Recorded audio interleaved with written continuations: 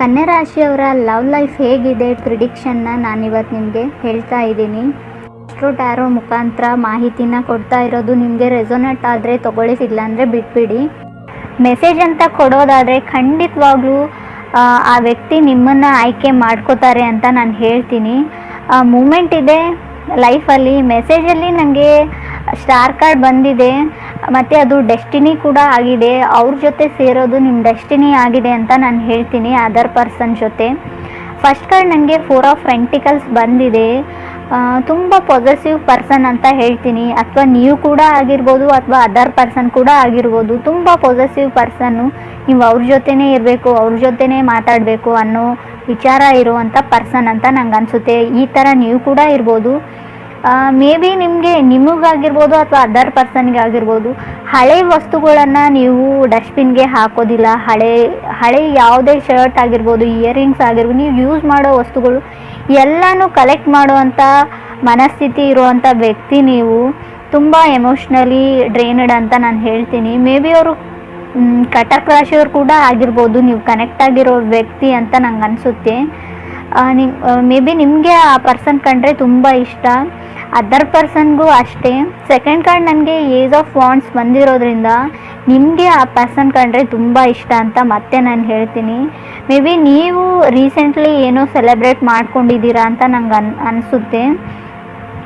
ನೀವಾಗಿರ್ಬೋದು ಅಥವಾ other person ಆಗಿರ್ಬೋದು. ತುಂಬ ರಿಸರ್ವ್ ಕ್ಯಾಟಗರಿಯಲ್ಲಿ ಬರುವಂಥ, ಮೇ ಬಿ ನೀವು ತುಂಬ ರಿಸರ್ವ್ಡ್ ಇರ್ತೀರ, ಯಾರ ಜೊತೆನೂ ಜಾಸ್ತಿ ಮಾತಾಡೋಲ್ಲ, ಬೆರೆಯಲ್ಲ. ನೀವಾಗಿರ್ಬೋದು ಅಥವಾ ಅದರ್ ಪರ್ಸನ್ ಆಗಿರ್ಬೋದು ಅಂತ ಅನಿಸುತ್ತೆ. ತುಂಬ ರಿಸರ್ವ್ ಆಗಿರುವಂಥ ವ್ಯಕ್ತಿ.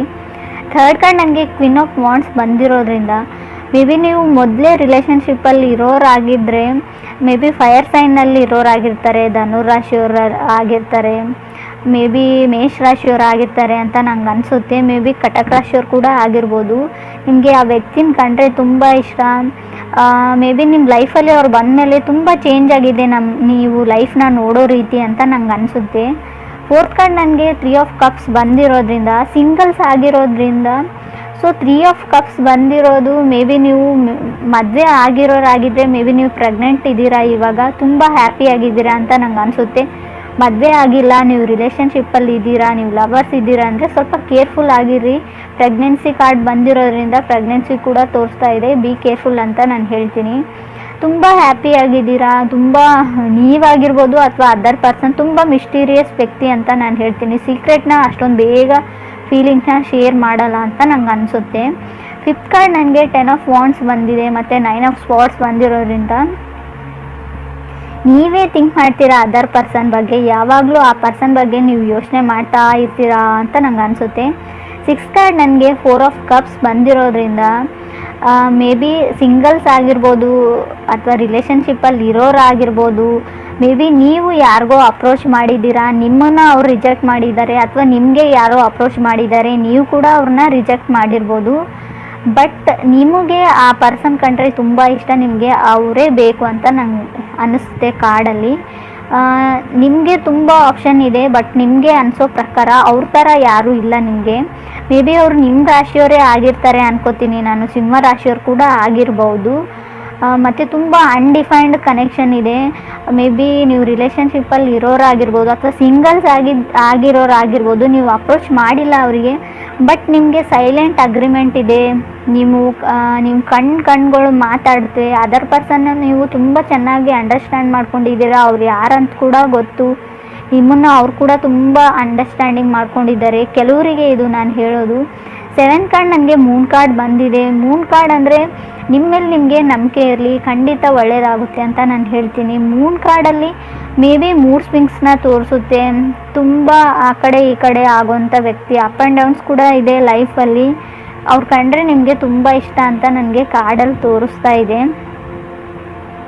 ಮೇ ಬಿ ನೀವು ಅಪ್ರೋಚ್ ಮಾಡ್ತೀರಾ ಅಂತ ಅವ್ರು ಅಂದ್ಕೊಂಡಿದ್ದಾರೆ, ಅಥವಾ ಅವ್ರು ಅಪ್ರೋಚ್ ಮಾಡ್ತಾರೆ ಅಂತ ನೀವು ಅಂದ್ಕೊಂಡಿದ್ದಾರೆ. ವೇಟಿಂಗ್ ಇದೆ. ನೀವು ತುಂಬ ಕಮ್ಯುನಿಕೇಷನ್ನಲ್ಲಿ ಇಲ್ಲ, ಕಮ್ಯುನಿಕೇಟ್ ಆಗಲ್ಲ ನೀವು. ಆದರೂ ಕೂಡ ನಿಮಗೆ ಅವ್ರು ಕಂಡ್ರೆ ಇಷ್ಟ, ಅವ್ರಿಗೂ ಕೂಡ ನಿಮ್ಮ ಕಂಡ್ರೆ ಇಷ್ಟ. ಸಿಂಗಲ್ಸ್ಗೆ ಖಂಡಿತ ನ್ಯೂ ಪರ್ಸನ್ ಬರ್ತಾರೆ. ಕ್ವೀನ್ ಆಫ್ ವಾಂಡ್ಸ್ ಬಂದಿರೋದ್ರಿಂದ ಖಂಡಿತ ಅವ್ರು ಫೈರ್ ಸೈನ್ನಲ್ಲಿ ಇರೋರಾಗಿರ್ತಾರೆ. ಮೇ ಬಿ ಧನು ರಾಶಿಯವರಾಗಿರ್ತಾರೆ. ಇಲ್ಲ ಅಂದರೆ ಮೇ ಬಿ ಸಿಂಹ ರಾಶಿಯವರೇ ಆಗಿರ್ತಾರೆ ಮೇ ಬಿ, ಇಲ್ಲಾಂದರೆ ಮೇಷ ರಾಶಿಯವರು. ಖಂಡಿತ ಈ 3 ರಾಶಿಗಳಲ್ಲಿ ಖಂಡಿತ ಒಬ್ಬರಂತರೂ ನ್ಯೂ ಪರ್ಸನ್ ಎಂಟ್ರಿ ಆಗುತ್ತೆ ಲೈಫಲ್ಲಿ ಅಂತ ಹೇಳ್ತೀನಿ. ಕಮಿಟ್ ಆದರೆ ತುಂಬ ಡೆಸ್ಟಿನಿ ಇದೆ. ಮೇ ಬಿ ನನಗೆ ರಿಲೇಷನ್ಶಿಪ್ಪಲ್ಲಿ ಇರೋರಾದರೆ ನೀವು ಈಗಾಗಲೇ ಬ್ರೇಕಪ್ ಆಗಿದೆ ರೀಸೆಂಟ್ಲಿ, ಮತ್ತೆ ಅವ್ರು ನಿಮ್ಮ ಲೈಫಲ್ಲಿ ಬರೋ ಚಾನ್ಸಸ್ ಕೂಡ ಇದೆ ಅಂತ ನಾನು ಹೇಳ್ತೀನಿ. ನನ್ನ ಮಾಹಿತಿ ನಿಮ್ಗೆ ಇಷ್ಟ ಆದರೆ ನನ್ನ ಚಾನಲ್ಗೆ ಸಬ್ಸ್ಕ್ರೈಬ್ ಮಾಡಿ, ಲೈಕ್ ಮಾಡಿ, ಶೇರ್ ಮಾಡಿ.